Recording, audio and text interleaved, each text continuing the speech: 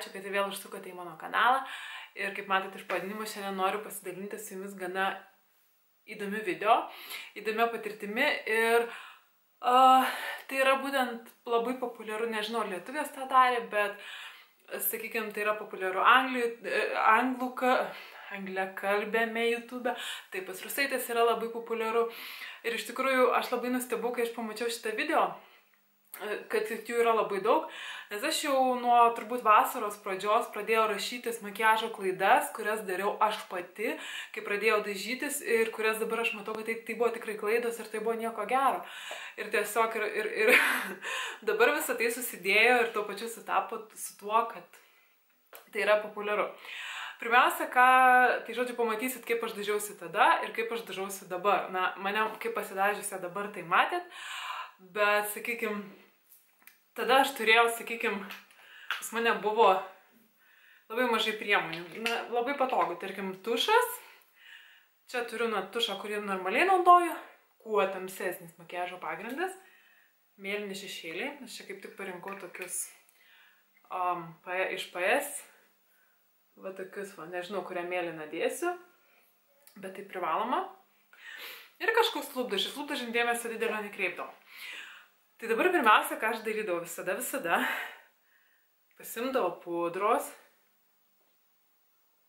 Jūs nematėte, kad čia buvo ką tik. Ir dėdavau ją ant veido. Pudra būtinai, kaip sakiau, turi neatitikti. Kuo tamsesnė, tuo geriau. Na, aš viskai dėsiu ant rankos, aš taip saugiau jaučiuosi. Ir tepdavau pirštu. Mano kaimynai vėl gręžia.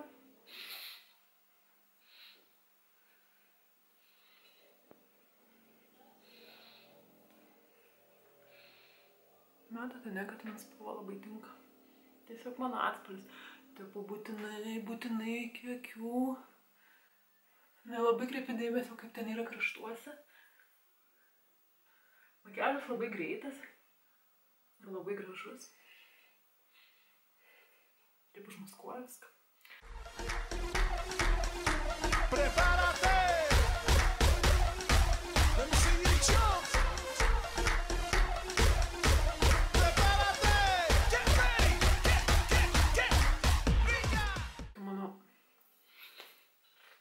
Kaip atitinka mano kaklo spalva, ne? Kažkoks dryžis, bet tai nieko, čia viskas tvarku. Čia taip turi būti. Ausys turi būtinai būti nejudintos, veidas kuo tamsesnis, tuo geriau. Tai va, pirmas makiažo etapas kaip ir baigtas.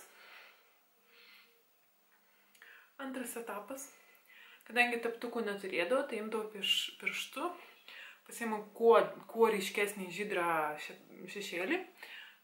Pudros nieko nefiksuojam, taip ir paliekam.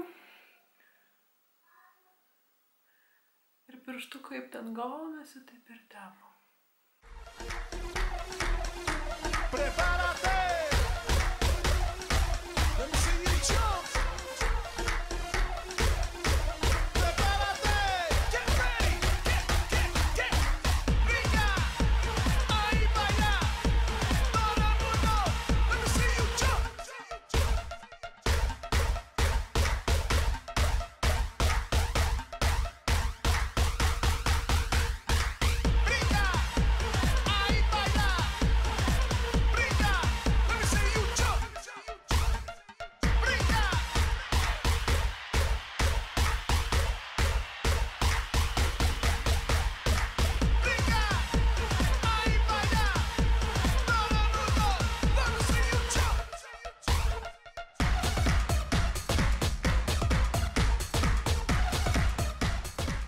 Makiažas baigtas. Tai būdavo labai greitai ir labai gražiai. Nu, irgi negražu. Visai linijų nesimato, viskas liuks. O ir rimtai, tai tikrai yra realus. Aš lūpų, žinau, kad tikrai nelabai ten dažydavau kažkokiais atspalviais. Dažydavau labai natūraliais tokiais gana ryškių spalvų nebūdavo. Ir čia PS tas matiniai dažai, jie jeigu truputį uždėt, tai matosi natūraliai, bet esmė būdavo visada žydri šešėliai. Esmė būdavo, kad veidas pudruojamas, bet nieko nekontūruojama, nededamas skaistalų ir net nefiksuojamas. Ir kitas dalykas, tada mano oda buvo ypatingai sausa, tai būdavo pradėdavo luptis kažkur tai buvo vaizdas tikrai super. Tai žodžiu, aš dabar žiūriu tą vaizdą, na, nežinau. Iš tikrųjų, kaip čia pasakius gražiau.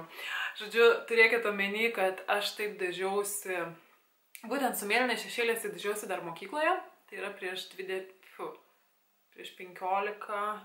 16 metų su kapeikom. Pudros nefiksuodavau prieš 12 metų maždaug dar, nes tiesiog, tas informacijos nebuvo, mano mama nesidažo, tai prasme draugės, kurios dažydavo, draugų ir neturėjau, kurios dažosi, tai kažkaip atrodė, ačiū, uždėjau pudrą ir viskas labai gerai.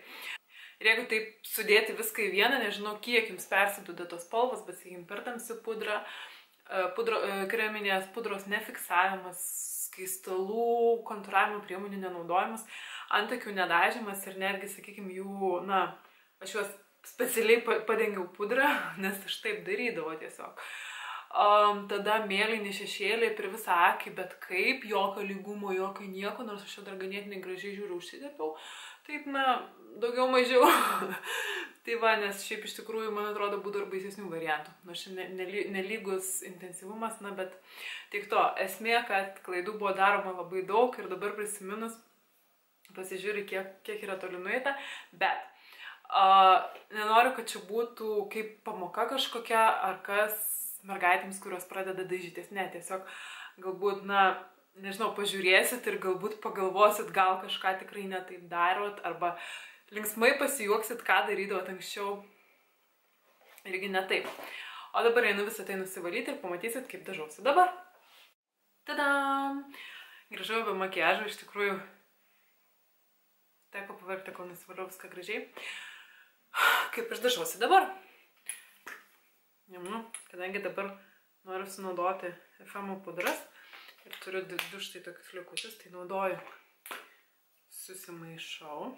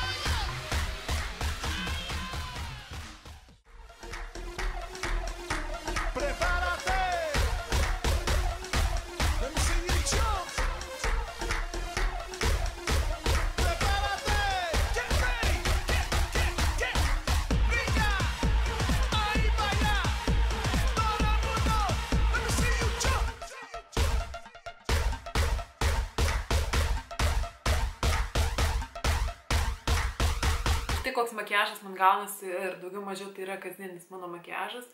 Priemonių, kaip matėt, reikia žymiai daugiau negu pirmojo atveju ir užtrunka žymiai ilgiau, bet bent man vaizdas patinka tikrai daugiau, labiau ir išsilaiko be abejo irgi ilgiau. Vieną žingsnį praleidau jau, kaip matau, nes tiesiog visada paryškinu blakstienų augimo liniją, bet tiesiog, kai atsisėdu filmuoti, susidėlio visiškai kitaip negu įprastai ir čia buvo mano klaida ir pamiršau tai tiesiog padaryti. Na, bet sakykime, kad tai yra 99% taip, kaip darau kiekvieną dieną. Ir štai, kaip matot, skirtumas yra toks, koks yra. Tikiuosi, jums patiko šitas video. Labai ačiū, kas žiūrėjot, kas pažiūrėjote iki galo. Ir, na, man buvo smagu jį daryti, buvo smagu prisiminti mano klaidas. Ir tikiuosi, kažkam būtent tos klaidos duos, mano darytos klaidos duos naudos ir pagalvos, ar tikrai daro viską taip, kaip galbūt reikėtų. Tai ačiū ir iki pasimatymo kitose video. Ate.